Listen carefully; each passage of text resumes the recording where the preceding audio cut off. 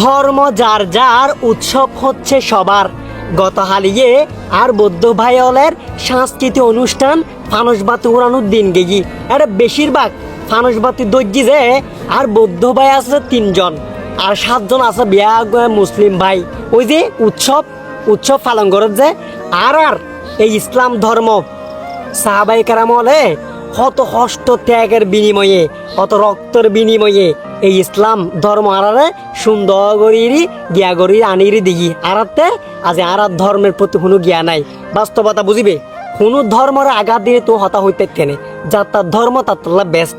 ইতার ধর্ম ইতার পালন করো কোনো প্রবলেম নাই। ইতার আর মসজিদের মাঝে আইর, ইতার আর ঈদুল আজহা ঈদুল ফিতরের সময় আইর নোয়াইর, এলে তো কোনো নজির দেখি। কিন্তু আর গুনি দুর্গা পূজার সময় আর বৌদ্ধ ভাই হলে যেতে ফানুস বাতি উড়াইবো বিয়াগু দুধ দিব যে ফানুস বাতি উড়াইবেন নাই, উৎসব পালন করত যে। ধর্ম যার যার, উৎসব হচ্ছে সবার। এই হতাকার মুসলিম এলে আসিরে মানে আর মুসলিম হলে আর তো উৎসব নাই, আর তো এক উৎসব আছে শুধু দুর্গা পূজার সময় আসম পড়িব। আর বৌদ্ধ ভাই হলে ফানুস বাতি উড়ে বুঝে এগুলো আর উৎসব। আরে আরে ফিলিস্তিন মাঝি আর মুসলিম ভাই বোন কিভাবে যে তারা অষ্টম মাঝি আছে আর তিন মরণ নাই। আর তাই কি মনত নাই? আর তো মনত আছে যে বৌদ্ধ ভাই হলে সাংস্কৃতিক অনুষ্ঠান এটা জম পড়িব, আর এই হিন্দু ভাই দুর্গা পূজার সময় এটা আর তো জম পড়িব। এগিনি আর মাথার মাঝে আছে।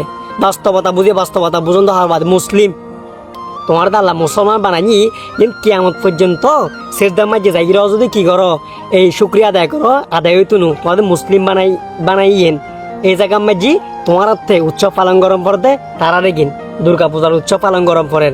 এই আর বৌদ্ধ বায়লের ফানুসবাতি উৎসব পালন গরম পড়ে। আরে আর তো উৎসব নাই জি, আর তো উৎসব নাই জি।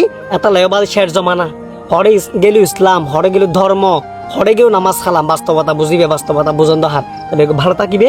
ধন্যবাদ।